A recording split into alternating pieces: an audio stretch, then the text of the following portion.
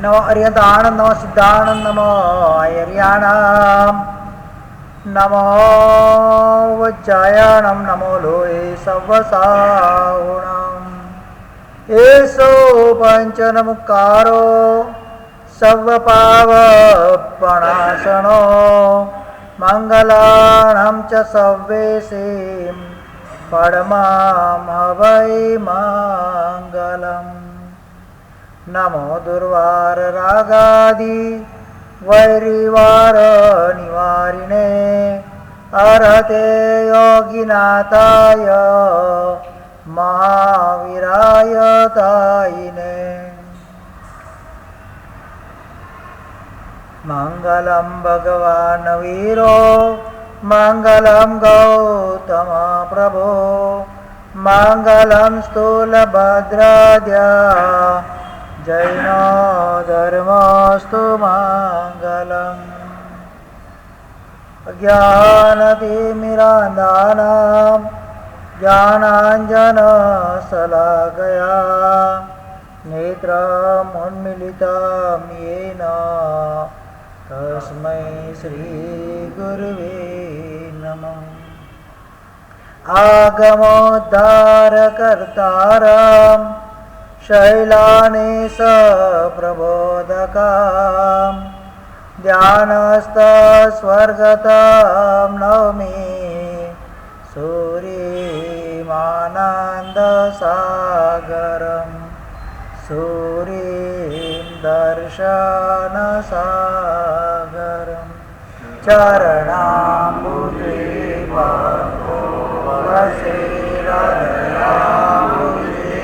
परमात्मा करकमलमा शास्त्रो वसे मोदकमलमा शारदा नीलाम्बुजे नीतिकारका नवकारणामितमलमा आनन्दसागर सूर्यचरणे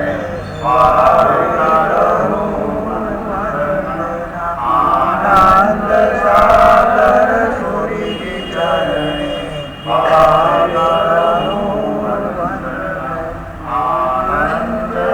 सागर सूर्यचरणे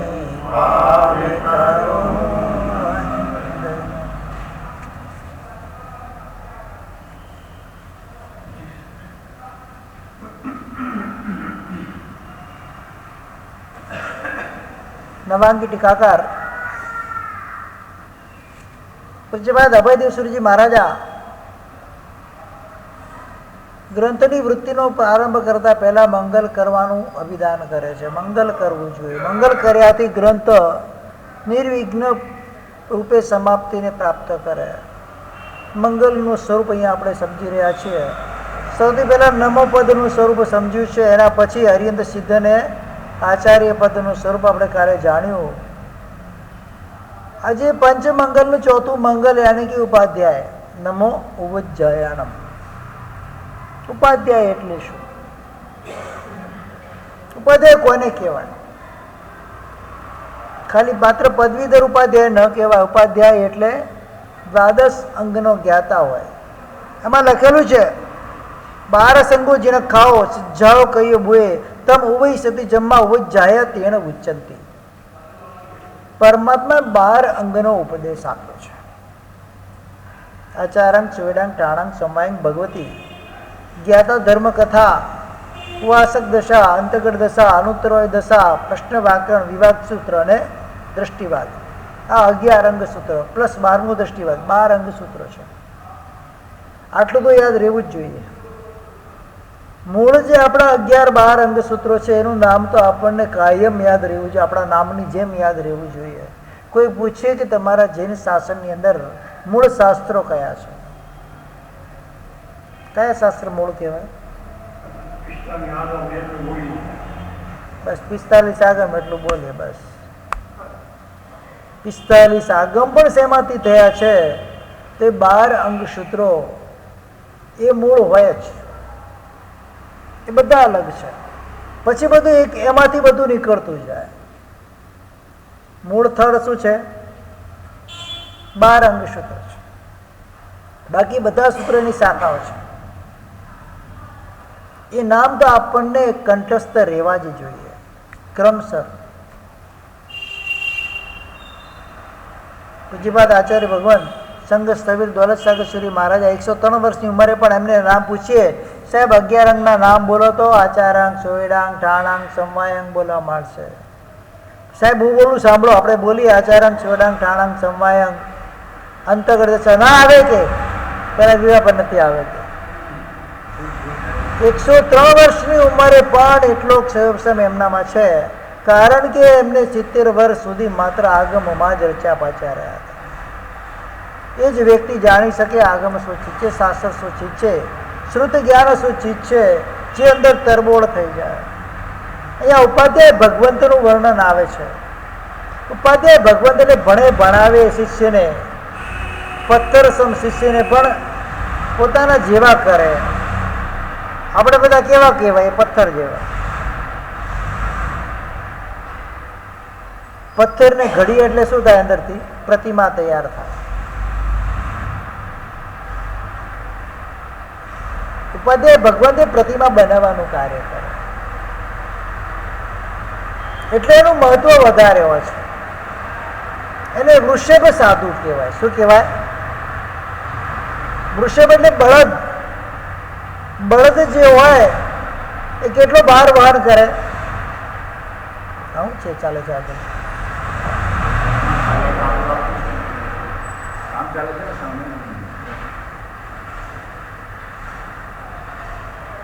એ ભારને વહન કરે છે. આખા શાસનના ભારને વહન કોણ કરે છે? ઉપાધ્યાય ભગવંત કરતા હોય. આચાર્ય એ રાજાના સ્થાન પર હોય, ઉપાધ્યાય ભગવંત એ યુવરાજના સ્થાન પર હોય. આચાર્ય એ પ્રેસિડેન્ટ છે અને ઉપાધ્યાય એ પ્રાઇમ મિનિસ્ટર છે. શું છે?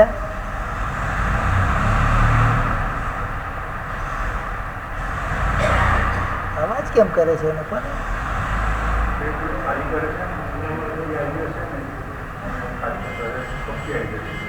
બંધ રાખીને પણ કરી શકે ને.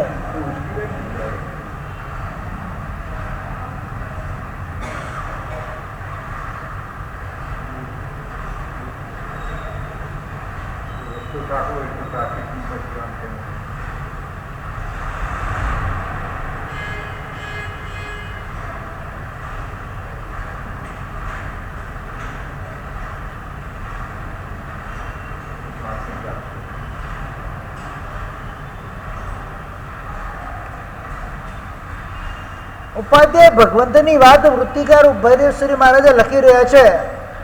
એના 5 અર્થ એમને બતાવ્યા છે. કેટલા? અત્યાર સુધી આપણે કદાચ એકાદ અર્થ જાણ્યો હોય. ઉપાધ્યાય એટલે 27 ગુણના ધારક. કેટલા હોય? કેટલા ગુણના ધારક હોય? 27 હોય. કેટલા હોય? 25 ગુણના ધારક હોય ઉપાધ્યાય ભગવંત. 11 અંગ 12 ઉપાંગ 23 ચરણ 70 ને કરણ 70. કેટલા હોય ટોટલ? એ 25 ગુણના ધારક ઉપાધ્યાય હોય.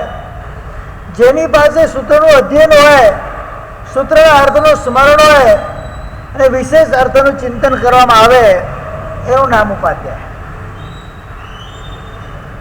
સૂત્ર ભણવાના છે, સૂત્રના અર્થ ભણવાના છે, સૂત્ર અને અર્થનું ચિંતન કરવાનું છે, એને અનુપ્રેક્ષાઓ શીખવાની છે. શા માટે આમ કરવામાં આવ્યું, શા માટે આમ નહીં કરવાનું પ્રશ્નોત્તર થાય. આ બધું જે ભણાવે એનું નામ છે ઉપાધ્યાય.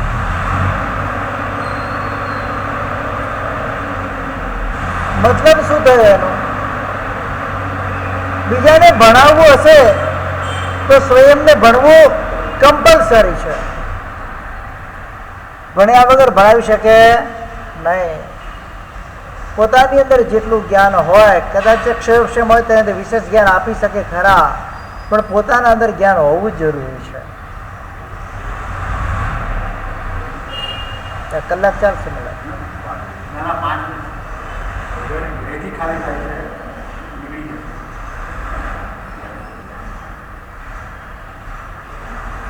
દ્વાદશાંગી રૂપ સ્વાધ્યાયનો જે ઉપદેશ કરે છે, જે પણ સાધુ એમની પાસે આવે, આચાર્ય ભગવંત સંયમ આપે.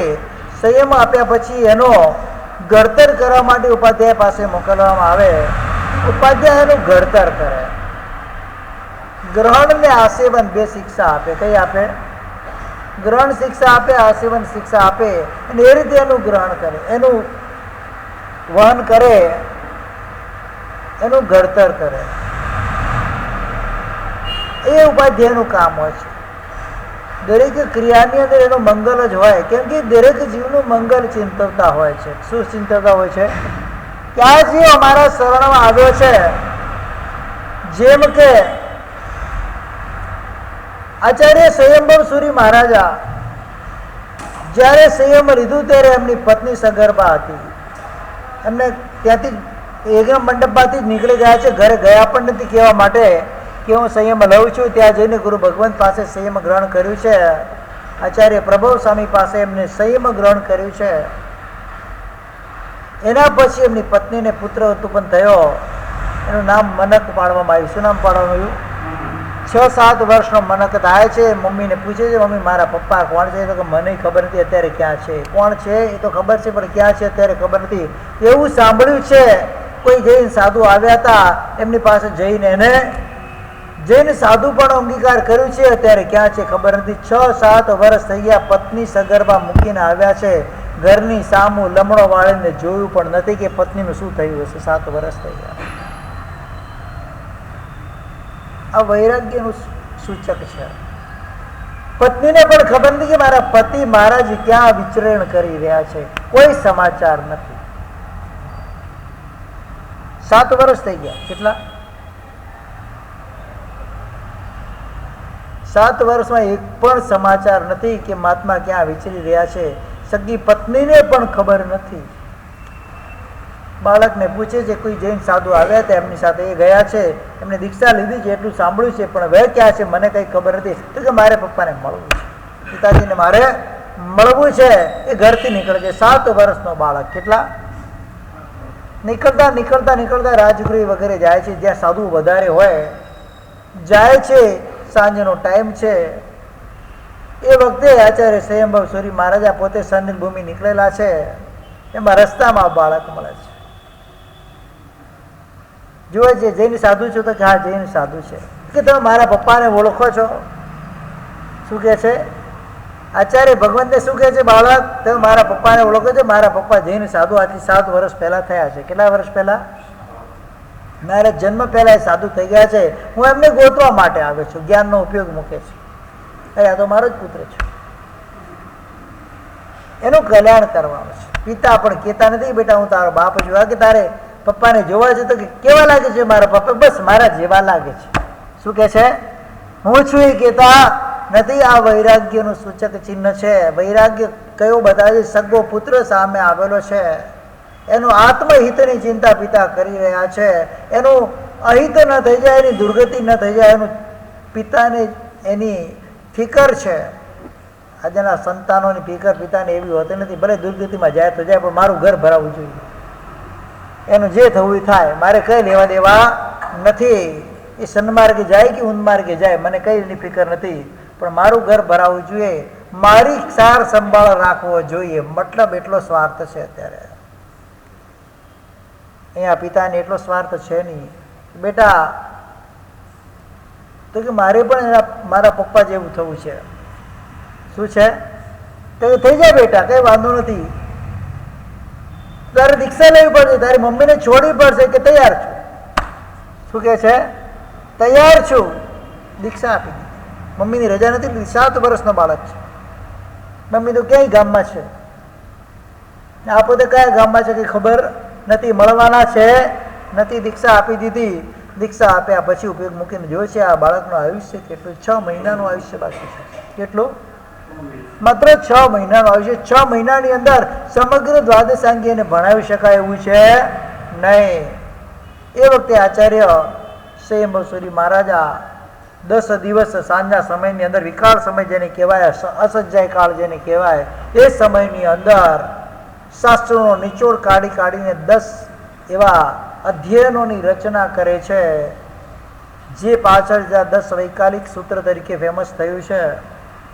એ 10 અધ્યયનો રચ્યા પછી 10 અધ્યયનનો એટલે મતલબ પૂરા 45 આગમનો સંક્ષિપ્ત સાર એના અંદર આવી જાય. એને બતાવે છે એને ભણાવી દેશે. મનક મુનિને 6 મહિનામાં મનક મુનિ કાળધર્મ પામી જાય છે. ત્યાં સુધી આચાર્ય ભગવંત પોતાના શિષ્ય સમુદાયમાં કોઈને પણ કહેતા નથી કે આ મારો પુત્ર છે, કારણ એનું અહિત ન થઈ જાય. પિતાની અંદર શું ઈચ્છા છે? જો હું કહીશ કે આ તો ગુરુનો પુત્ર છે એટલે લોકો અધ્ધર રાખશે, સાધુ મારે કેવી રીતે રાખશે? એને બાળક છે પાછો, એને કઠોર એનો સંયમ પડાશે નહીં. એ સુખ સગવડી સંયમ એને પાળવાનું થશે, એના કારણે એની દુર્ગતિ થઈ જાય. મારે મારા બાળકને દુર્ગતિમાં મોકલવો નથી. 6 મહિના પછી આયુષ્ય પૂરું થાય, મનક મુનિ કાળધર્મ પામી અને દેવલોકમાં વિચરણ કરી જાય છે. પછી એ વખતે આચાર્ય ભગવાન સ્વયંભૂ સૂર્ય માની આંખમાંથી આંસુ આવે છે. એ વખતે સાધુ પૂછે છે, ભગવાન આપે એટલા સાધુ ભગવંતોને અંતિમ સમયમાં નિર્યામણા કરાવી છે, હસતા મોઢે બધાને મોકલ્યા છે, આજે આપની આંખમાં આંસુ કેમ? કે વિશેષ કારણ છે. શું કહે છે? વિશેષ કારણ છે, વિશેષ સ્નેહ છે. એટલે કે તમને તો કોઈના પ્રત્યે, કોઈ સાધુ પ્રત્યે એવો સ્નેહ હોતો નથી, તો આજે કેમ આવો સ્નેહ? બસ આ સાધુ બીજો કોઈ નહીં, મારો પોતાનો પુત્ર છે, જાત મારો પુત્ર છે. આ શું કે છે? આ મારો પુત્ર છે. એટલે સહજ રૂપથી થોડું એના પ્રત્યે મને એક લાગણી ઉત્પન્ન થાય, એના કારણે મારી આંખમાં આંસુ આવ્યા છે. પછી બીજા મનક મુનિ કાળધર્મ પામીને ક્યાં ગયા છે? કે દેવલોકમાં વિચરણ કરી ગયા છે. એનું હિત થઈ ગયું છે. ઉપાધ્યાય આ કામ કરે. શું કરે? આશ્રિત આવેલા જે શ્રમણ ભગવંતોનું હિત કરવાનું કાર્ય ઉપાધ્યાય ભગવંત કરે. સ્વયં જ્ઞાની હોય તો જ કરી શકે, બાકી કરી શકે નહીં. દ્વાદશ સંઘ પોતે સૂત્ર અર્થ વગેરેથી ભણેલા હોય, સંપૂર્ણ રૂપથી એના જ્ઞાતા હોય, ભલે 4 જેના નિક્ષેપો હોય, 4 અનુયોગ હોય, અને સૂત્ર અર્થથી દ્વાદશ સંઘના દાતા પોતે હોય, ધારક પોતે હોય, એ જ પછી બીજાને એ આરાધના કરાવી શકે, નિર્યામણાઓ કરાવી શકે, સન્માર્ગે મોકલી શકે, એનું ઘડતર કરી શકે, એની કેળવણી કરી શકે, બાકી કરી શકે નહીં. બીજો અર્થ એ કરજો. ત્રીજો અર્થ, જેના સાનિધ્યમાં રહીને શ્રુત અને સ્વાધ્યાય, શ્રુતનો સ્વાધ્યાય અનાયાસે પ્રાપ્ત થઈ જાય, એનું નામ ઉપાધ્યાય. ઉપ એટલે પાસે, અને અધ્યાય પાસે રહીને અધ્યયન કરવું, એટલે શું થાય? ઉપાધ્યાય. જેની પાસે રહેવાથી તુરંત ક્ષોક્ષમાં થાય. આચાર્ય વજ્ર સ્વામીના જીવનની એક વાત આવે છે.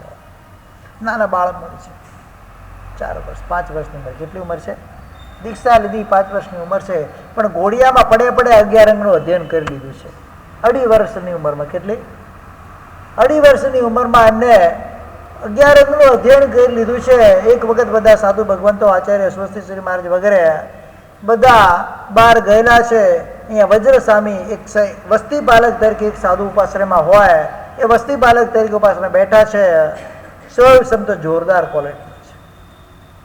કેવો છે? જોરદાર ક્વોલિટીનો ક્ષોભ છે.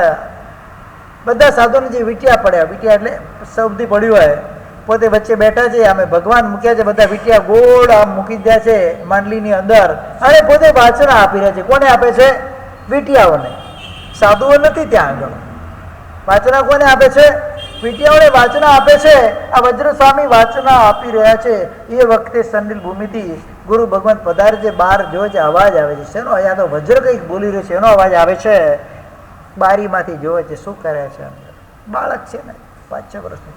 બધા વીંટિયા મૂક્યા છે, ભગવાન મૂક્યા છે, ને બધાને વાચના આપી રહ્યા છે. જ્યારે એમ કહેવાય કે પીઠ ગુરુ ભગવાન તો હોય, વાચના દાતા હોય, એક આચાર્ય પદને સ્વભાવતા હોય, અને શુદ્ધ જ્ઞાનના પારગામી હોય, અને જે રીતે વાચના આપતા હોય એ રીતે વજ્ર વાચના આપી રહ્યા છે. દીકરો આટલું કમાય તો બાપ ખુશ થાય કે ન થાય? એને બધું સોંપી દે કે નહીં? હા, ઘર બાર દુકાન બધું કોને સોંપાય? યોગ્ય દીકરાને સોંપાય કે અયોગ્ય દીકરાને સોંપાય? ગુરુ ભગવાનને લાગે કે આ જીવ એકદમ યોગ્ય જીવ છે, એક વખત બહાનું કરી ને મારે કે બહારગામ જવાનું છે, વાચના ચાલતી હોય છે, સાધુઓને વાચના કોણ આપશે? તમારો વાચનાદાયક વજ્ર થશે. વૈરો દાવ વાયણથી તહતી કીથી પડી વજ્યું. બીજા જે વૃદ્ધ સાધુઓ છે, બધા મોટા સાધુઓ છે, વજ્રનું તો ઉંમર પરે ખાલી 5-6 વર્ષનો છે. પેલા 60-60 વર્ષના દીક્ષા પર્યા વાળા છે.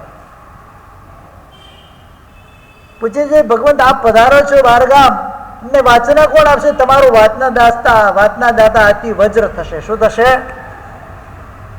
વજ્ર સ્વામી વાતના આપશે. હા, વજ્ર વાતના આપશે. વાચના ગોઠવાય છે, બેસે છે, નાના છે વાચના દાતાને વંદન તો કરવા જ પડે, ફરજિયાત છે. જેની પાસે ભણીએ નાના હોય ને તો પણ એને વંદન કરવા પડે. આ શ્રમણ ધર્મનો આચાર છે. અત્યારે મથેને વંદન કહીને બેસે છે, પણ મૂળ આચાર શું છે? વાચના દાતાને વંદન કરવા જોઈએ. અત્યારે પણ અમે ઉપદાન વગેરે જોગ વગેરે કરતા હોઈએ, અને કદાચ નાના સાધુ ભગવત તમને ક્રિયા કરાવતા હોય, અમારથી નાના દીક્ષા પર્યામાં આપણે એમના જોગ થઈ ગયેલા હોય ને મોટાને કોઈ અનુકૂળતા ના હોય બીજાની, તો ક્રિયા કરાવતા તો નાનાને વંદન કમ્પલસરી કરવા પડે એ વખતે. હા, વંદન કરવા જ પડે, નહીં તો વાયના દેવાય જ નહીં. ને વંદન કરે છે વજ્રને. વંદન કર્યા પછી વજ્ર સ્વામી વાચના આપવાનું ચાલુ કરે છે. ગુરુ ભગવાન જાણી બુજીને ત્યાં રોકાય છે. ચાલવા દો. જે ગુરુ ભગવાન 3 વખત વાચના આપતા અને સાધુમાં પરિણત થતી હતી, એ વાચના એક જ વખતમાં પરિણત થઈ જાય. વજ્ર આપે એટલે એક જ વખતમાં બધું યાદ રહી જાય. આચાર્ય ભગવંત આવે છે થોડા સમય પછી, બધા સાધુ ઉભા થઈ નિવેદન, ભગવાન અમારા વાચનાચાર્ય વજ્ર જ રેવા દો. શું આપ સમજાવો છો, આપ ભણાવો છો, મારા ભેજામાં મોડે મોડે ઉતરે છે. વજ્ર ભણાવે છે, એક જ વારમાં ઉતરી જાય છે. એ પણ એ વાચના દાતાનું પુણ્ય હોય. શું હોય? એ વાચના દાતાનું પુણ્ય હોય, એ વક્તાનું પુણ્ય હોય કે સામેવાળા શ્રોતાની અંદર એક જ વખતમાં એ વાતો બધી ઉતરી જાય. આમ અહીંયા સીધી બહાર નીકળે, આર પાર નીકળી જાય, એમ એને કહેવાય વાચના દાતા. એવું એનું પુણ્ય પ્રબળ પુણ્ય હોય. આદિ નામ કર્મ જબરજસ્ત કોટીનો ટોપ ક્વોલિટીનો આદિ નામ કર્મ હોય, પરાખાત નામ કર્મ એનું ટોપ ક્વોલિટીનો હોય, ત્યારે જ આ વસ્તુ શક્ય બને. જ્ઞાનાવર્ણીય કર્મનો તીવ્ર ક્ષોભક્ષમ હોય, બહુમાન ભાવ વિનય ગુણ પારાકાષ્ઠાનો હોય, ત્યારે જ આ વસ્તુ શક્ય બને, બાકી શક્ય બનતો નથી. વજ્ર સ્વામી વાચના આપે છે, સાધુ ભગવંત એમની પાસે ભણી રહ્યા છે. કેવું છે આ જૈન શાસન? અહીંયા નાના મોટા કઈ હોતું નથી. અહીંયા પર્યાય નાનો મોટો કઈ હોતો નથી. અહીંયા તો ગુણ વૃદ્ધ હોય છે. શું હોય છે? અહીંયા વય વૃદ્ધ નથી ચાલતા, પર્યાય વૃદ્ધ નથી ચાલતા, અહીંયા ગુણ વૃદ્ધ ચાલે. શું ચાલે? જૈન શાસનનો આખો આધાર ગુણ પર રહેલો છે. અત્યારે જૈન શાસનને આપણે ધનથી તોલી રહ્યા છીએ. શેનાથી તોલી રહ્યા છીએ? હા, જૈન શાસનને ગુણથી તોલવાનો હોય છે. આ શાસનની અંદર શાસનના મોભી બનવા માટે પણ યોગ્યતા જોઈએ. ધનથી ન તોલાય, એના ગુણથી તોલાય. મિનિમમ એબિલિટી એનામાં હોય છે, મિનિમમ ક્વોલિફિકેશન હોવું જોઈએ. મારા શાસનની અંદર મારે અધ્યક્ષ તરીકે જવું છે, મારા શાસનની અંદર મારે કોઈ મોભી તરીકે જવું છે, કમસે કમ 5 પ્રતિક્રમણનું મારું અધ્યયન જોઈએ. 2 ટાઈમ પ્રતિક્રમણ અવશ્ય કરતો હોવો જોઈએ. પરમાત્માની પૂજા મારી અવશ્ય ચાલતી હોય. રાત્રિ ભોજન મારા ઘરમાં હોય નહીં. જમી કે ખાવાનું, અભક્ષનું ભક્ષણનું કરું નહીં. નિત્ય પ્રવચનની અંદર મારે જ્યારે પણ પ્રવચન મારે હાજર રહેવાનું હોય, અને સંઘના કાર્યમાં રોજ 1 કલાક ઓછામાં ઓછો મારે ફાળવવાની શક્તિ હોય, તો જ હું આ સંઘના અંદર હોદ્દેદાર તરીકે નિમણૂક થઈ શકું.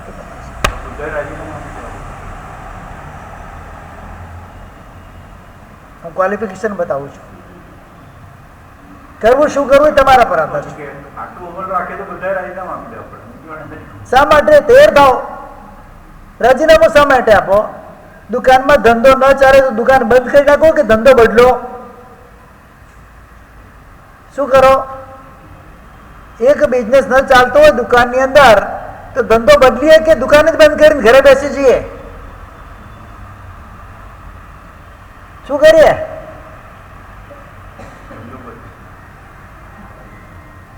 નવા ધંધાને ડેવલપ કરવાનો પ્રયત્ન કરે તો કદાચ મને આ બધું ન થતું એને ડેવલપ કરવાનો પ્રયત્ન કરો. પ્રયત્ન કરવો જોઈએ.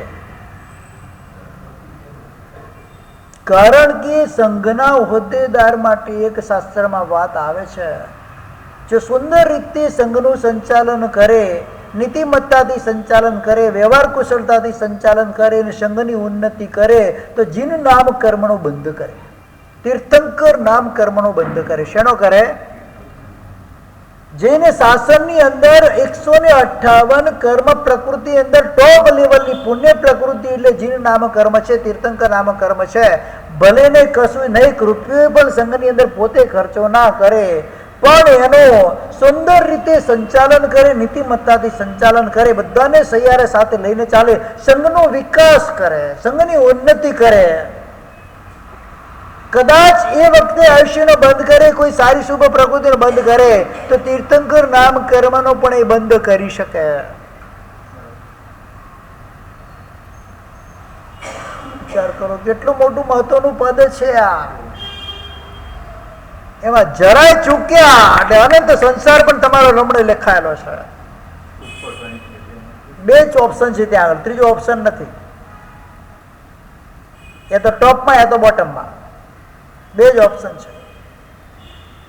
એટલે મારા અંદર આટલી એબિલિટી હોય તો જ હું એ પદને સ્વીકાર કરું. પૈસાથી પદ ના મળે, જેને શાસનનું પદ પૈસાથી મળતું નથી. જેને શાસનનું પદ મળે છે એ ગુણોથી. શેનાથી મળે? અને ઉપાધ્યાય ભગવંત દીપતા હોય છે પોતાના ગુણોથી, પોતાના પદથી નહીં. સાધુપણામાં પણ આચાર્ય પદની યોગ્ય કોણ જીવ બને, ઉપાધ્યાય પદની યોગ્ય જીવ કોણ બને, મુનિપણાની યોગ્ય જીવ કોણ બને, ત્યાં એની ગુણવત્તા દેખાતી હોય છે. એનો બાહ્ય વૈભવ નથી દેખાતો, એનો અભ્યંતર વૈભવ કેટલો છે એ દેખાતું હોય છે. ભક્તોના ટોળા ભેગા થઈ લઈને આચાર્ય બનાવી દેવાનું, હજારો એના ભક્ત થઈ ગયેલા આચાર્ય બનાવી દેવાનું, ગુણમાં કઈ ઠેકાણા ના હોય. બોરનો બીટે ન જાણતો હોય અને પર્યાય આવે એટલે ઉપાધ્યાય બનાવી દેવાના. બે બુક પણ સંસ્કૃતિ પૂરી થઈ ન હોય ને ઉપાધ્યાય બનાવી દેવાના. ચાલી જ ન શકે. 12 અંગનું અધ્યયન, 11 અંગનું અત્યારે છે, 11 અંગનું અધ્યયન અત્યારે 45 આગમનું અધ્યયન સાંગોપાંગ કરેલું હોય પછી જ ઉપાધ્યાય પદવીને યોગ્ય બને. એમને એમ ના બને. આ એક શાસનનો જડબે સલાક મજબૂત આધાર છે કે ઉપાધ્યાય થકી શાસન ચાલે છે. દરેકે દરેક સંઘની સારણા વારણા ચોરણા પરિચોરણા કોણ કરે? એ ઉપાધ્યાય ભગવંત કરે. આચાર્ય ભગવંત સ્ટેમ્પ પેપર છે. શું છે? એ સિક્કો મારવાનું કામ કરે. બિલ તૈયાર કોણ કરે? ઉપાધ્યાય કરે. એમને તો સ્ટેમ્પ મારવાનું હોય છે, બીજું કશું જ કામ. પ્રેસિડેન્ટને શું કામ કરવાનું હોય? એમને તો સ્ટેમ્પ પેપર સાઇન કરવાની હોય, બીજું કશું જ ના હોય. આ બધું કાર્ય કોણ કરે? ઉપાધ્યાય ભગવંત કરે. એમાં કહેવાય ગચ્છની અંદર ઉપાધ્યાય હોય, સાધુ કે સાધ્વીજી ભગવંતને ઉપકરણ પણ જોઈતા હોય ને તો આચાર્ય ભગવંતને જણાવવું પડે. આચાર્ય ભગવંત ઉપાધ્યાય ભગવંતને કે ઉપાધ્યાય ભગવંત વૃષભ સાધુઓને વહોરવા માટે મોકલે. એ વહોરીને લઈ આવે પછી આચાર્ય ઉપાધ્યાય ભગવંતને સોંપે, ઉપાધ્યાય ભગવંત આચાર્ય ભગવંતને સોંપે, આચાર્ય ભગવંત પછી સાધુ ભગવંતોને પોતાના હાથે સોંપે. આ પ્રણાલિકા જૈન શાસનની છે. મારી વસ્તુ જોઈએ તો હું મંગાવેલું ચાલે? ન ચાલે. પોસિબલ જ નથી, ચાલે જ નહીં. ગુરુ અદત્ત કહેવાય. શું કહેવાય? ચોરીનો દોષ લાગે. વર્તમાન કાળની અંદર ગુરુ ભગવંતની આજ્ઞાથી વિચરણ કરતા શ્રમણ ભગવંતો ગુરુકુળ નિશ્રામાં જ હોતા હોય છે.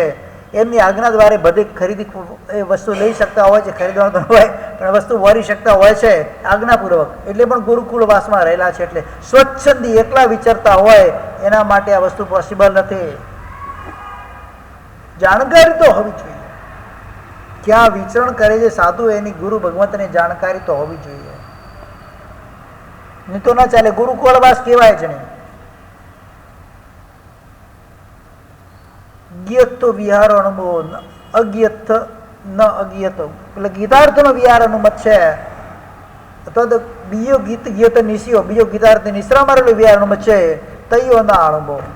સ્વયં અગીતાર્થ હોય, એમની સાથેના સાધુ અગીતાર્થ હોય અને એ એકલા વિચરણ કરતા હોય, ભલે 500 હોય કેટલા પણ, એ પણ વિહારની અનુમતિ જૈન શાસનની અંદર શાસ્ત્રકાર ભગવંતોએ આપી નથી. યા તો સ્વયં ગીતાર્થ પોતે ગીતાર્થ નહીં તો કોઈ પણ ગીતાર્થ ભગવંતની નિશ્રામાં હોય, 11 અંગના ધ્યાતા હોય, 45 આગમ જેને ભણેલા હોય, ઉત્સર્ગ અપવાદને જે જાણતા હોય એને ગીતાર્થ કહેવાય. શું કહેવાય?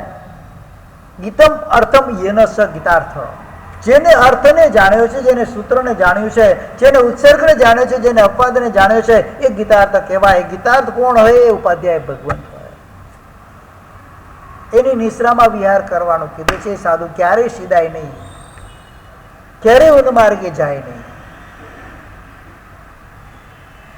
અગીતાર્થના ટોળે ટોળા હોય તોય કઈ કામના નથી. ગીતાર્થ એકલો પણ વિચરણ કરી શકે. અપવાદ માર્ગે હોય છે, ગીતાર્થ એકલા પણ વિચરણ કરી શકે. પૂર્વ કાળની અંદર એકલ વિહારીપણું હોતું હતું સાધુ ભગવંતનું. એકદમ 11 અંગના અભ્યાસ કર્યા પછી ગુરુકુળવાસ મારીને ખૂબ સઘન્ય અભ્યાસ કરે અને બધી જ ગ્રહણ આશીર્વાદ શિક્ષાથી એ એકદમ તરબતોર થઈ જાય, એકદમ કમ્પ્લીટલી તપ વગેરેની અંદર કુશળ થઈ જાય, વ્યવહાર માર્ગના જ્ઞાતા થઈ જાય. પછી ગુરુ ભગવંતને જેને વિનંતી કરે છે, મારે એકલ વિહારી, મારે આત્મકલ્યાણ માટે વિચારવું છે, ગુરુ ભગવંત એને આજ્ઞા આપે. આ જૈન શાસ્ત્રની પ્રાચીન પ્રણાલિકા છે. મારી મરજીથી હું ક્યારેય એકલો જઈ શકું નહીં. મારી ઈચ્છાથી ચોમાસું પણ મારે ન કરવાનું હોય. વિનંતી આવે, ગુરુ ભગવંતની પાસે મોકલી દે અને એમને જે ઠીક લાગે એ કરે. અજયભાઈ વગેરે વિનંતી કરવા માટે આવ્યા હતા. શું કીધું તું? કોઈની પાસે, મારી પાસે જે બોલાવવાની કોઈ અમારે બોતું જ નહીં. ત્યાંથી આજ્ઞા આવી તારે કરવાનું છે.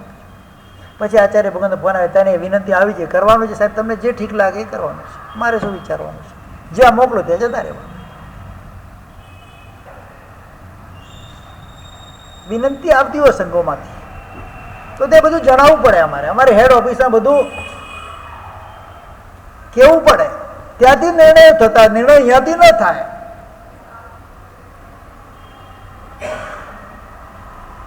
એક ચક્રી શાસન હોય આચાર્ય. કેવું હોય? 2-3-4 ઘણા વર્ષ, 10 વર્ષ થયા, કદાચ 10 ની 20, 12-13 વર્ષ થયા હશે, કદાચ વધારે થયા હશે. વિહાર કરતા 2 તેરાપંથી સાધુજી ભગવંત મળ્યા. તેરાપંથ સાધુજી ભગવંત 2 મળ્યા. ગૌવાહાટી ચોમાસું હતું. ક્યાં હતું? બીજું ચોમાસું ક્યાં ખુલ્યું છે? આચાર્ય ભગવંતનો આદેશ આવ્યો, તમારે કોટા રાજસ્થાન ચોમાસું ક્યાં કરવાનું છે? વિહાર કરતા કરતા ત્યાં પહોંચ્યા છે. ક્યાંથી ક્યાં? એટલે મેં ખાલી સહજ ભાવે એમને પૂછ્યું, आप तो बोल सकते थे कि उधर नजीक के क्षेत्र में चौमासा करा दे, धीरे धीरे आ सकते. हम नहीं बोल सकते. उधर से जब हमारा चौमासा चातुर्मास खुलता है वहाँ से हमको जाना पड़ता है. जयोत्सव होता है चातुर्मास का. અને નેક્સ્ટ ચોમાસું પણ ક્યાં? ચેન્નઈમાં. हाँ, अरे राजस्थान में तो बहुत क्षेत्र है. हमारा तो जहाँ पर आचार्य भगवंत जहाँ बोलते हैं वहाँ हमारा चौमासा होता है, हमको बोलना ही नहीं होता है. આ પ્રણાલી કા જૈન શાસન છે. હા, કહી શકે ખરા કે બે આ ક્ષેત્રમાંથી વિનંતી આવી છે અને લાભાલાભનું કાર્ય જણાય છે, આપને યોગ્ય લાગે તો ચોમાસું કરાવી શકે, પણ વિનંતી કરાય, આગ્રહ ન કરાય. મારે અહીંયા જ કરવું છે, આગ્રહ ન કરાય. વિનંતી ભલે તમે કરી શકો છો. અમારી સમાજ એ પૂછના સમાજ, પૂછી શકો છો. પછી એના પછી ફરીથી પૂછ્યા, પાછું ફરીથી પૂછવા જવું પડે, પાછું ફરીથી પૂછવા જવું પડે. 2021 ચોમાસું સૌથી પહેલા વલસાડના આ સંઘમાં મારી જય બોલાઈ, કેન્સલ થયું. પછી સુરત ધરણીધર જૈન સંઘમાંથી વિનંતી આવી. એ લોકો વિનંતી કરવા માટે આવ્યા. મહેસાણા પાસે રિસોર્ટ છે, સિફ્રોની રિસોર્ટ, ત્યાં આગળ એ લોકો, અમે ત્યાં ઉતરેલા બિહારમાં ત્યાં ઉપદિરાસર વગેરે બધું છે, એટલે બધા મહાત્મા ત્યાં ઉતરે. ત્યાં એ લોકો 5-6 ટ્રસ્ટીઓ જય બોલાવીને ગયા. સાંજે પાછો આચાર્ય ભગવંતનો ફોન આવે, તારું ચોમાસું ત્યાં કેન્સલ કરવાનું છે, મારી સાથે કરવાનું છે. જય પોતે જ બોલાવી છે. શું પોતાની ફોનથી પોતે જ જે બોલાવી છે, સાંજે પાછું યાદ આવ્યું હશે ત્યારે અમે ચોમાસું સુરતમાં મોટું ચોમાસું છે, 4 ઠાણા છે, ઠાણા થોડા વધારે હશે તો મોટો સંઘ છે આખો, અને પહેલું જ ચોમાસું સુરતમાં છે, આખું 17 કરોડ 18 કરોડ રૂપિયાથી ભવન બનાવેલું છે મારવાડી સમાજનું, ત્યાં ચોમાસું છે એટલે ફૂલ પબ્લિક હોય, 2-4 ઠાણામાં કે યોગ્ય લાગે નહીં, તારે ચોમાસું ક્યાં કરવાનું છે, અમારી સાથે કરવાનું છે. તું ભદ્રેશભાઈને ત્યાં ના પાડી દે. મેં તો હું ના પાડી શકું, તમે એ તમને શોભી, તમારે જે કરવું એ કરો. પછી ભદ્રેશભાઈને ફોન કરીને કીધું એમને કે ભાઈ આ રીતે છે કે એનું ચોમાસું અમારી સાથે નક્કી કરવાનું છે. આગ્રહ કર્યો હોય તો ચાલે ખરા? જ્યાં ક્યાં ત્યાં જતા જય બોલાયા પછી પણ કેન્સલ થાય. શું થાય? જય બોલાયા પછી પણ છેલ્લે 84 સુધી છૂટા હોઈએ છીએ અમે. ક્યાં સુધી? પક્કી પ્રતિક્રમણ થાય, ચોમાસી પ્રતિક્રમણ થાય ત્યાં સુધી છૂટા હોય, ત્યાં સુધી ચોમાસામાં પરિવર્તન થઈ શકે.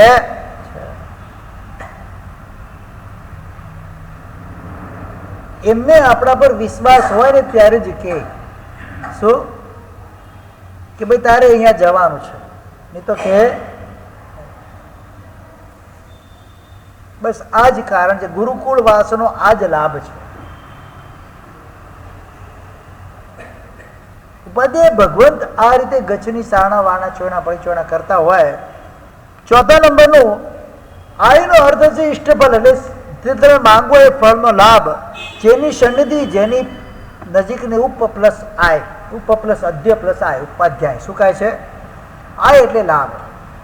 જેની પાસે રહી અને તમારા ઇષ્ટફળની સિદ્ધિ થતી હોય, તમારું ઇષ્ટ માંગેલું મળતું હોય, એનું નામ કહેવાય છે ઉપાધ્યાય. અને એમાં જે કાણ બને એનું નામ છે ઉપાધ્યાય. આદિ એટલે માનસિક પીડા અને લાભ એનો આય, અધિ કુબુદ્ધિ, અલગ અલગ અર્થ કરેલા છે.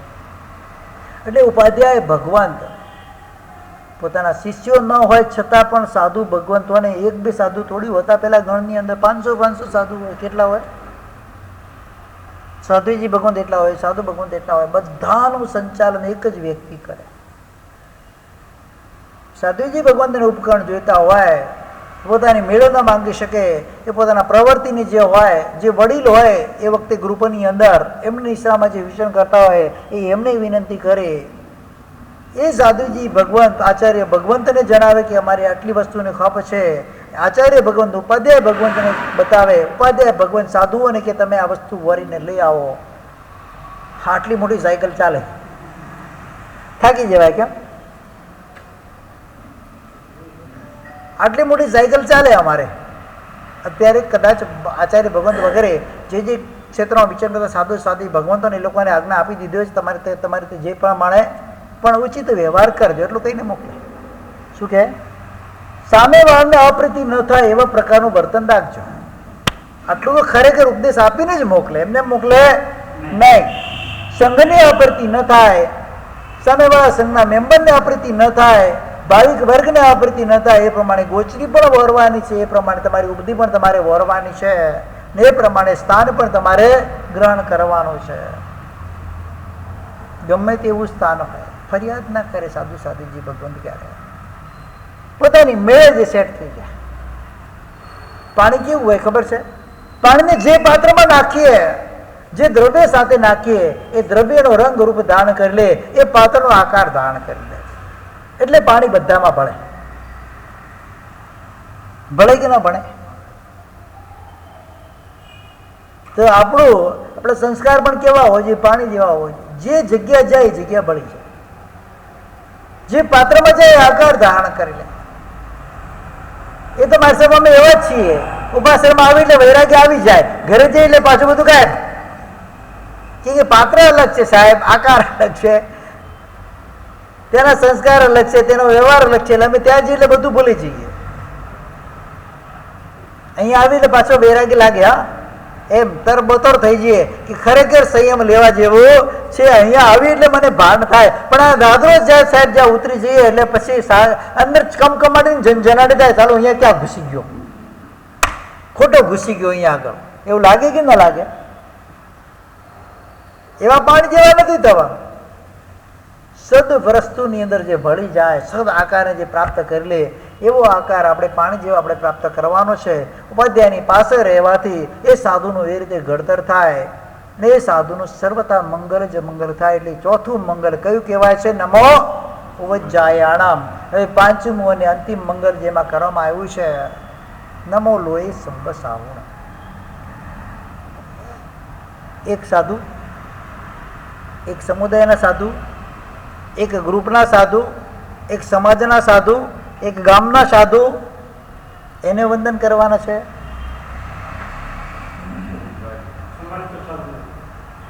નમો લોહે સંબસાવણ એનો મતલબ આ લોક એટલે અડીદીપ. લોક એટલે અડીદીપ જ, એના પછી આગળ સાધુ ના હોય કે મનુષ્ય જ ના હોય. આ અડીદીપ જે ક્ષેત્રો છે 10 અને 10 જે કર્મભૂમિ છે, આ કર્મભૂમિમાં ના હોય. 15 કર્મભૂમિ છે. 15 કર્મભૂમિની અંદર જેટલા પણ સાધુ ભગવંતો વિચરણ કરી રહ્યા છે, સમાણાવા ભ સમાણાવા ગામાણું ગામમ દ્વિજ્યમાણાવા. અમે જયારે પક્કી કામણા ખામીને ત્યારે આ વસ્તુ બોલીએ છીએ. જે કઈ બેઉ દિવસે સાવના દીઠા સમાણાવા ભ સમાણાવા. સમાન સમાચારી વાળા હોય કે અસમાન સમાચારી વાળા હોય, ગામ ગામ ફરનારા હોય, કેવા હોય સાધુ? જે પણ મળે બધાને વંદન નમસ્કાર. જે આર્યા રાયણીયા સંપૂજંતી ઓમ રાયણીયા વંદનતી. રાતની કરલે વડીલ સાધુઓ તમારી પૃચ્છના કરી શાતા વગેરેમાં છો, એને આપણે વંદન કરવાના હોય. અને ત્યાં પણ રહેલા જે અવમ રાતની એટલે કે જે નાના સાધુઓ છે આવીને તમને વંદન કરે. આ પરંપરા છે, આ સમાચારી છે. પક્કી ખાવણામાં બોલવાનું હોય, બીજું ખામણું છે અમારું. સાંભળવાના ક્યારેક શું બોલે છે અમારા સાહેબ શબ્દો ખબર જ નથી. ચાલે બધું, ચાલે બધું. કે એ તો મારા સાથે બોલે ને આપણે શું બોલવાનું છે? ચાલે. દરેકે દરેક સૂત્રની પાછળ એનું રહસ્ય રહેલું હોય છે. જે પણ સાધુ ભગવંત મને મળે એ બધા જ સાધુ ભગવંતનો મારે આ રીતે આદર વિનય બહુમાન કરવાનો છે, વંદન નમસ્કાર કરવાના છે. મારા અંદર સમાચારી હોય છે. વંદન વ્યવહાર નથી હોતો. અમુક ગ્રુપની અંદર, અમુક ગ્રુપમાં હોય. એ અમારી પોતપોતાની પરંપરા છે. પણ મથેને વંદાવીને વ્યવહાર તો બધાનો હોય. શું? મથેને વંદનમાં વ્યવહાર તો બધાની સાથે કરવાનો છે. અમારે યોગ્ય આચરણ તો અમારે બધાની સાથે રાખવું પડે.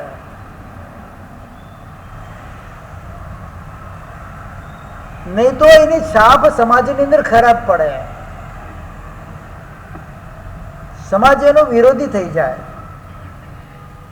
બધાની સાથે વ્યવહાર કેવો રાખવાનો છે? સુંદર ઉચિત વ્યવહાર બધાની સાથે રાખવાનો છે. અંદર ભલે સમાચારી ના, અમારે ગોચરી વ્યવહાર ન હોય, વંદન વ્યવહાર ન હોય, બધું બધું બની શકે, પોસિબલ છે. એ સમાચારી પ્રમાણે છે. પણ બાહ્ય રૂપથી તો વ્યવહાર અમારે બધાની રીતે રાખવાનો છે. કોઈ પણ આચાર્ય ભગવંત પધાર્યા હોય, કોઈ પણ સમુદાયના સાધુ ભગવંતો આચાર્ય ભગવંતો વડીલ ગચ્છાધિપતિ હોય તો બધા જ વંદન કરે. ભલે સમાચારી હોય કે ના હોય, વ્યવહારથી બધા કરે. કારણ જૈન શાસનની અંદર મતભેદ ન થાય એટલા માટે આટલો બધો ઉપયોગ સાધુ ભગવંતો રાખતા હોય છે. એટલે જ નમો લોહે મમ સાવણ. મારા ક્ષેત્રમાં મારા જે સાધુ આવે એને વંદન કરવા જવાનું. બીજા આવે તો નમો હરિયંતાણ. આ સંઘની અંદર જેમનું વર્ચસ્વ ચાલતું એ સાધુ ભગવંત આવે એટલે ઉપાસો ભરાઈ જાય. બીજા બિચારા વિચરણ કરતા સાધુ ભગવંત તો ગોચી પૂછવા કોઈ ના આવે કે મેં સાધુ નથી, એ સાધુ ન કહેવાય. ઠીક છે, જે આપણા સંઘના ઉદ્ધારક હોય એની વિશેષ આપણે આગતા સ્વાગતા કરી, આખી વસ્તુ અલગ છે. પણ દરેકે દરેક સાધુ ભગવંતની અંદર આ વ્યવહાર હોવો જોઈએ અને ઉચિત વ્યવહાર હોવો જોઈએ. ગુણાનુવત સભા વડે 200 માણસ થઈ જાય, બાકી વેખેમાં કોઈ ના હોય. એટલે મહત્વ એમનું કે અમારું?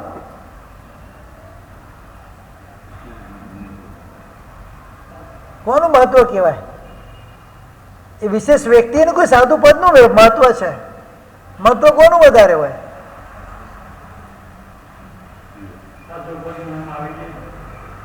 હા, મહત્વ કોનું વધારે હોય? બસ બસ, એટલે બીજું કઈ લેવા દેવા નહીં કોઈ સાથે. એટલે આ બધી વસ્તુનું અંદર ચિંતન કરવા જેવું છે. આવો છો સારું છે. ચલો, એ ભગવાન પાસે પ્રત્યે આપણે બહુમાન ભાવ છે, આદર ભાવ છે, પૂજ્ય ભાવ છે, એટલે આપણે આવીએ છીએ. એ જ પૂજ્ય ભાવ બધા સાથે કેમ ન કેળવાય?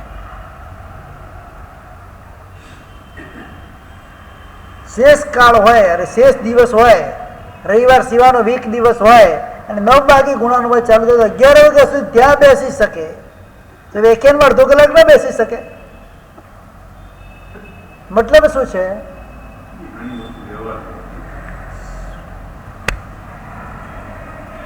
વ્યવહારમાં ધર્મ જરૂરી છે, ધર્મમાં વ્યવહાર ના હોય. વેપારમાં ધર્મ જરૂરી છે, ધર્મમાં વેપાર ના હોય. વેપારમાં ધર્મ હોય એ ચાલી શકે, ધર્મમાં વેપાર ન ચાલી શકે. વ્યવહારમાં ધર્મ ચાલી શકે, ધર્મમાં વ્યવહાર ન ચાલી શકે. ત્યાં બધા સમાન જ હોય. નમો લોહી સબ શ્રાવણ પદ જ્યારે આપણે બોલતા હોઈએ ત્યારે કોઈ પણ ગુરુ ભગવંત અહીંયા પધારતા હોય, રે સાધ્વીજી ભગવંત પણ પધારતા હોય ને, તો પણ એના પ્રત્યે પૂજ્ય ભાવ આપણને હોવો જરૂરી છે. પૂજ્યપાદ દોલત સાગર સૂરી મહારાજ કે સાધુનામ દર્શનમ પુણ્યમ. પુણ્યશાળી વ્યક્તિને જ સાધુ ભગવંતના દર્શન થતા હોય છે. તો એમનો વ્યાવચનો લાભ તો કોને મળે? એના દર્શનનો લાભ પુણ્યશાળી જીવને મળે. તેના વ્યાવચનો લાભ કોને મળે? બિહાર કરીને ક્યારેક આવેલા હોય, કોઈ તપસ્વી હોય, બની શકે છે માસક સ્મરના તપસ્વીઓનું બહાનું કરવા વાળા હોય. તમને ખબર ન હોય, ગામમાં ગુપ્ત તપસ્વી હોય, અઠમના પાણી અઠમ ચાલતા અઠમનું પાણું હોય, વલસાડમાં 10 તો પાણું વ્યવસ્થિત, અને મને નિર્દોષ ગોચી પણ પાણું થઈ જશે. પેલા બિચારા આવે 8-9 વાગ્યા સુધી કોઈ વિનંતી કરવા ના આવે. બની શકે કે ના બની શકે? ખબર જ ના હોય. બધો વ્યવહાર ચૂકી જઈએ છે આપણે. દિવસમાં એક વખત તો કમસે કમ પૂછવા જવું જોઈએ. એમાં જે પણ આપણે અહીંયા આગળ એના અધિકારી છીએ એમની તો ફરજ બને દિવસમાં એક વખત તો પૂછવા જવું જોઈએ કે ભગવંત કઈ ખપ છે? કોઈ સાધુ ભગવાન કઈ તમને આપી દીધી, માંગી લેતા નથી તમારી પાસે. પૂછવા જઈએ ને ત્યારે એમને હર્ષના આંસુ એમને આંખમાંથી આવે. ખરેખર આ સંઘને ધન્ય છે, આટલી સાધુ સાધી ભગવતની કેર કરે છે. દરેક સંઘની અંદર આ હોવું જરૂરી છે. કમ્પલસરી કરી નાખવું જોઈએ. તો પૂછવા પણ આવે. ચોમાસામાં ના આવે તો શેષકાળમાં તો કોણ આવે પૂછવા? ચોમાસામાં અમે અહીંયા, મને આજે પૂરો મહિનો થઈ ગયો, ખોટું નહીં બોલું, વ્યાખ્યાન પૂરું થાય અને પ્રતિક્રમણ ચાલુ થાય એના વચ્ચે કોઈ ના આવે. ઠીક છે, કોઈનું કામ પડ્યું, પચકાન લેવું કે પ્રયોજનો થાય, બાકી ન પડે. 1 મહિનો થઈ ગયો અહીંયા ચોમાસાનો, આગળના 12 દિવસ છોડી દો. કોની ફરજ છે? ફરજ કોની? ખાલી ટ્રસ્ટીઓની ફરજ કે સકલ સંઘની ફરજ હોય? કઈ તકલીફ છે, શું છે? ભાઈ ગમે ત્યારે ગમે તે થઈ શકે છે, પોસિબલ છે. ન થયું શરીર છે, કંઈક ઉપદ્રવ પણ કંઈ થઈ શકે. કોઈ મહેમાન અચાનક આવી ગયા, કોની વ્યવસ્થા કરવા, કોની ક્યાં વ્યવસ્થા કરવાની એની? કોણ આવે અહીંયા આગળ? પૂછવાય કોઈ ના આવે. પૂછવાનું કેવું તો કોને કેવું? અમારે આ સમજવા જેવી વસ્તુ છે. તમને કહું છું, ભલે થોડા કડક શબ્દો મારા લાગશે આજે, કંઈ વાંધો નથી, પણ એ કડક શબ્દો મારા હિત માટે નથી, સકલ શ્રવણ સંસ્થાના હિત માટે કહી રહ્યો છું તમને. ખરેખર આ વસ્તુની અંદર જે આપણી ઢીલાશ છે, આપણી જે કચાશ છે, એના અંદર થોડો સુધારો લાવી શકીએ. આપણે લાભ જ જોઈએ એવું ન કહી શકું, જકાર ભાષામાં લાવી શકીએ તો ઘણો બધો આનંદનો વિષય બની જાય.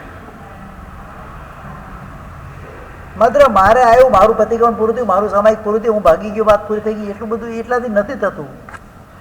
અમારે મહેનત કરવી પડે છે. 1 કલાક પ્રતિક્રમણ બનાવી કે 1 કલાક વ્યાખ્યાન આપી, એના માટે અમારે 24 કલાક મહેનત કરવી પડે છે. એમને વ્યાખ્યાન આપી જવાય? જ્યાં બેસોનું 5 મિનિટ બેસો ને ખબર પડે,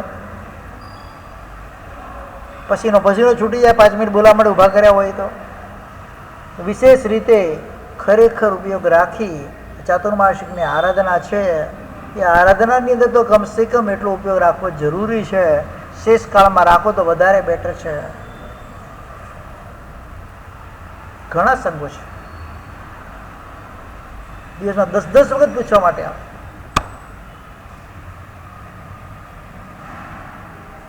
દસ વખત. કેટલી વખત? અમે પાલી જતા, પાલીની અંદર અત્યારે તો કાલ કે પારસમલજી ભણસાળી બહુ જબરજસ્ત વ્યક્તિ, 92 વર્ષની ઉંમરે ઊભા 2.5 કલાક શાસ્ત્ર ભણાવે.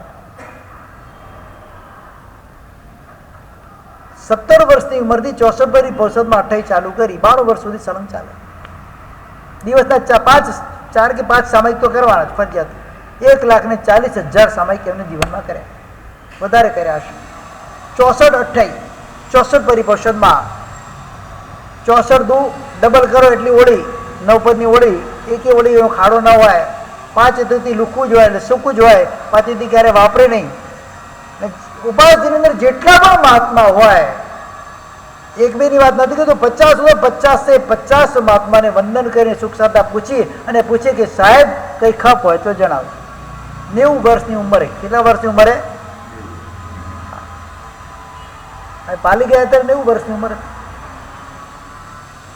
આચાર્ય પ્રેમસુરી મહારાજા, આચાર્ય નેમિસુરી મહારાજા, આચાર્ય વલ્લભસુરી મહારાજા બધા જ ને પડખા એમને સેવેલા છે. પ્રેમસુરી મહારાજ તો પટકમાં લખ્યું છે, 3 પટક જે બનાવ્યા હતા, એક પટક પારસમલજી ભણસાળીને સોંપ્યો છે. કંઈ પણ સમુદાયની અંદર કંઈ પણ તકલીફ આવે તો પારસમલજી ભણસાળીની પણ સલાહ લેવી. ક્યારે લખ્યું છે આ? ક્યારે પટકમાં લખે? આચાર્ય ભગવાન ગચ્છાધિપતિ પટકમાં ક્યારે લખે? કેવા સાધક હોય? નાનામાં નાના સાધુ ભગવંત આવે તો એને પણ જોઈને પૂછે, ભગવંત કઈ ખબર તો વંદન કરીને પૂછશે, વ્યવસ્થિત વંદન કરીને. કેવો આનંદ આવે ત્યારે આપણને. ખાલી વ્યાખ્યાનમાં આવે ત્યારે જ નહીં, ગમે ત્યારે આખા દિવસમાં ગમે ત્યારે આવે, રાઉન્ડ મારવા આવે, વંદન કરવા માટે આવે. મારા ભગવંત છે, મારે વંદન કરવું છે. ગોચરી વાપરી કે નહીં? એને બાપજી ગોચરી વાપરી કે નહીં વાપરી? આવીને પૂછે સીધા જ 11 વાગે આવે એટલે ચાલો ગોચરીની ટાઈમ થઈ ગયો છે કે.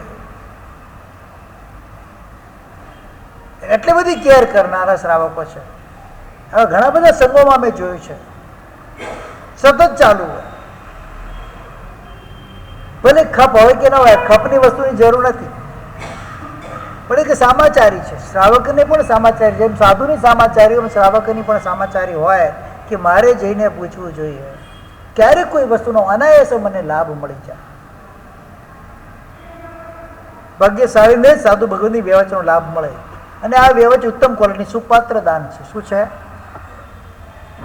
કેવલ જ્ઞાન ન થાય સાધુ, આ વ્યવચનો ગુણ તમારો અપ્રતિપાતી ગુણ છે. એક વ્યક્તિને વ્યવચ કરતા શીખી જશું તો સમગ્ર જીવરાશિની વ્યવચ કરતા શીખી જશું. સેવાનો ગુણ એના અંદર આવે. શું આવે છે? અત્યારે પણ ઘણા યુવાનો હોય છે, ઓફિસે જતા હોય, આવતા હોય, એક વખત અચૂક ઉપાસનમાં આવે, સાહેબજી કંઈ પણ ખપ હોય તો કે, કંઈ બી કાર્ય સેવા હોય તો ફરમાવજો, આવીને કહીને જાય. દોડધામમાં હોય તોય મુંબઈ જેવા નગરની અંદર પણ કહીને જવાવાળા છે. વિચાર કરો યુવાનો. મોટી ઉંમરના વ્યક્તિઓની વાતો નથી કરતો, પૂછીને જાય. ટ્રેનનો ટાઈમ 5 મિનિટ બાકી હોય તો 5 મિનિટ ઉપાસનામાં આવી અને પહેલાં આવીને વંદન કરીને પૂછીને ફટાફટ મારે સાહેબ ભાગવું પડશે, મારે હા ટ્રેનનો ટાઈમ થાય છે, પણ આપણે કંઈ કામ હોય તો મને જણાવજો, થઈ જશે આવતા રિટર્નમાં. લાભ લેવાની ભાવના છે, ઝંખના છે, કંઈક મને લાભ મળવો જોઈએ. જે આવે એને લાભ મળે. ઘણી વખત આપણા મનની અંદર એવું બેસી ગયું છે, અમે મારા સાહેબ પાસે જશો, મારા સાહેબ આમ માંગશે, મારા સાહેબ આમ માંગશે, મારા સાહેબ આ લાભનું કહેશે, આ લાભનું કહેશે. એના હિસાબે, ડરના હિસાબે નથી આવતા. હોટલમાં જાઓ છો, ફ્રીમાં ખવડાવે? હા, ફ્રીમાં ખવડાવશે તમને. જેટલા કહેશે એટલા મૂકવા પડશે. અહીંયા કોઈ ગુરુ ભગવાન તમારી પાસે મુકાવતા નથી. જે હશે કાર્ય કદાચ કરતા પણ હશે તો શાસનના માટે કરતા છે, પોતાના માટે નથી કરતા. ક્યારે પણ કોઈ ગુરુ ભગવંત માટે મનમાં એવો વિચાર નહીં કરવાનો સાધુ પૈસા ભેગા કરે છે. ક્યારે પણ મનમાં વિચાર પણ નહીં લાવવાનો કે આપણે દેને તૂટી પડતા નથી એટલે આપણે બોલવાનો અધિકાર નથી આપણને. દેતા પણ હોય તો નહીં બોલવાનું. એ કંઈ બજારમાં હોટલમાં જઈને ખાવાના નથી, એ થિયેટરમાં જઈને બેસવાના નથી, એ કંઈ લારી ગલ્લા પર જઈને વસ્તુ ખરીદવાના નથી. જે હશે શાસનના કામ માટે જ કરશે. એક હાવ ઊભો થઈ ગયો છે, ગુરુ ભગવાન પાસે જવું નહીં, કંઈ ને કંઈ મુકાવશે, કંઈ ને કંઈ મુકાવશે, કંઈ ને કંઈ અમને ખર્ચો કરાવશે. અરે 2, 5, 10 રૂપિયાનો ખર્ચો કદાચ થાય તો થાય, જે તમે લાખો એમને વેડફી નાખો છો તો આ તો સન્માર્ગમાં જવાના છે. પણ માનસિકતા હવે બધાની એવી સંકુચિત થઈ ગઈ છે એટલે જવું જ નહીં. વાત પૂરી થઈ ગઈ. શંકર છે. છેલ્લે જવાબને શું મળે ખબર છે? ખરેખર કહું છું, 10 રૂપિયાની કોઈ પાસે વસ્તુ મંગાવી હોય ને તે વસ્તુ લઈને આવે ને સંઘમાં 10 રૂપિયાનું બિલ આપી આવે પેઢીમાં. આવા પણ મહાપુરુષ પુણ્યશાળી પુરુષો અમે જોયા છે. ચલો, કામ તો કર્યું એને ધન્યવાદ છે, ભલે સંઘમાંથી આપે. કરોડપતિ હોય એવું નથી કે સામાન્ય વ્યક્તિ એવું પણ નથી તો 10 રૂપિયાનું બિલ ક્યાં આપી આવે? પેઢીમાં આપી આવે કે સાહેબજી માટે આ વસ્તુ લાવી છે. અમે તેને પણ ધન્યવાદ આપીએ. મારું કામ તો અટક્યું નહીં, કામ તો બિચારો કરી આપ્યું. તમારે બીજા કોઈને પકડવા પડે. 10 રૂપિયાનો સવાલ નથી, ત્યાંની ભાવનાનો સવાલ છે. બધું બહાર સંઘના માથે ન નખાય, કારણ સંઘની પાસે પણ તમે આપશો તો જ આવશે. શું? સંઘની પાસે પણ આપણે આપશું તો જ આવવાનું છે.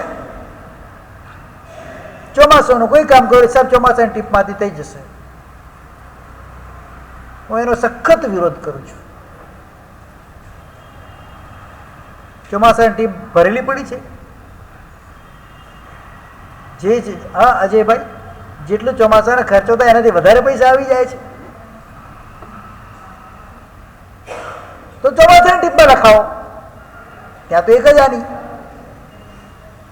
120 દિવસની મારી ઉપાસનાની આરાધના કરું એનામાં 1000 રૂપિયા લખાવું. એટલે રોજના કેટલા થયા? કેટલા થયા? ગણો તો ખરા. 8 કે 10 રૂપિયા રોજના થયા. એમાં તમારે આખા દિવસનો લાભ લેવો છે એમ. શક્તિ હોય તો ક્યારેય શક્તિ ગોપાવવાની નથી હોતી. એક પણ પૈસો તમારો વેસ્ટ ખર્ચાતો નથી. ખર્ચાય છે ભાઈ, અહીંયા 1 મહિનામાં 1 રૂપિયો વેસ્ટ ખર્ચાયો તમારી પાસે ક્યારે? એ તો કીધું પણ નથી કે આ ખર્ચો કરો, કહેતો પણ નથી.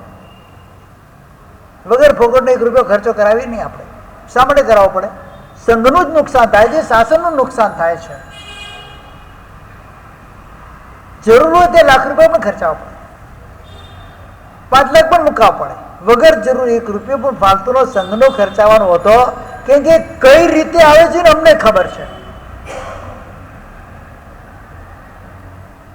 સાધુપણું ત્યારે જ છાજે સંઘને સાથે મળીને ચાલે. મારો હુકમ ચલાવું તો ન ચાલે, મારી પણ વાત સંઘમાં ચાલે નહીં.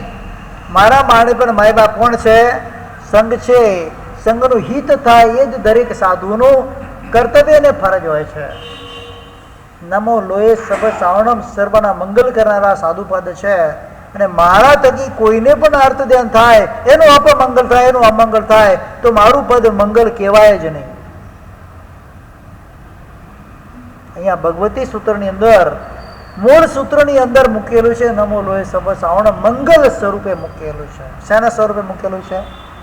એટલે એ મંગલ કરવા માટે સૌથી પહેલા પોતાના જીવનમાં શ્રમણ ભગવંતો મંગલ કરે અને પછી બીજા એનું હિતનું મંગલ કરે. કાલે આ વિષય પર હજુ થોડું આપણે વિચારશું. ઘણું બધું કહેવું છે મારે. સાધુપદની ગરિમા સમજાવી છે. આચાર્ય ઉપાધ્યાય વગેરે ગરિમા સમજી લીધી છે.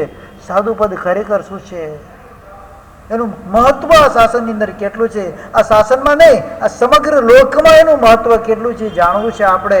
કાલે આપણે જાણશું. આજનો સમય આપણો પૂરો થઈ ગયો છે. વિશેષ જીનાજ્ઞા વિદ્યુત બોલાય તો ઈચ્છા અમે તો કડમ.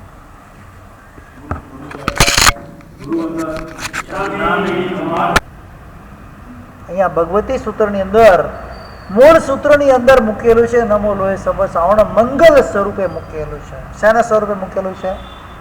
એટલે એ મંગલ કરવા માટે સૌથી પહેલા પોતાના જીવનમાં શ્રમણ ભગવંતો મંગલ કરે અને પછી બીજા એનું હિતનું મંગલ કરે. કાલે આ વિષય પર હજુ થોડું આપણે વિચારશું. ઘણું બધું કહેવું છે મારે. સાધુપદની ગરિમા સમજાવી છે. આચાર્ય ઉપાધ્યાય વગેરે ગરિમા સમજી લીધી છે. સાધુપદ ખરેખર શું છે, એનું મહત્વ આ શાસનની અંદર કેટલું છે, આ શાસનમાં નહીં આ સમગ્ર લોકમાં એનું મહત્વ કેટલું છે જાણવું છે આપણે. કાલે આપણે જાણશું. આજનો સમય આપણો પૂરો થઈ ગયો છે. વિશેષ જીનાજ્ઞા વિદ્યુત બોલાય તો ઈચ્છા અમે તો કડમ.